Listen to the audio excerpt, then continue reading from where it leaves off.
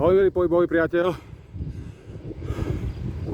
Nerozumiem jednej veci a to je to, že keď sa míňajú dvaja kamionisti, tak sa pozdravia v tých kamionoch. Ak sa míňajú dvaja vodiči autobusov, pozdravia sa v kamione, respektíve v autobuse. Ak sa míňajú motorkári, zdravia sa a tvoria komunitu. Ale ak sa stretnú dvaja bicyklisti na bicykloch na cestách, je to proste katastrofa. Neviem, či je to vecou toho, či má niekto karbón, opruženú vidlu, alebo na sebe iný kompres značky nejakej francúzskej, alebo spojitosti z Tour de France. Nerozumiem proste tomu celému. Ja si myslím, že spolu tvoríme komunitu ľudí, ktorí spolu budujú nejaký pohybový vzor pre ostatných, ktorí sedia na prdeli a kúkajú na nich. Spolu prehltáme mušky nechťac.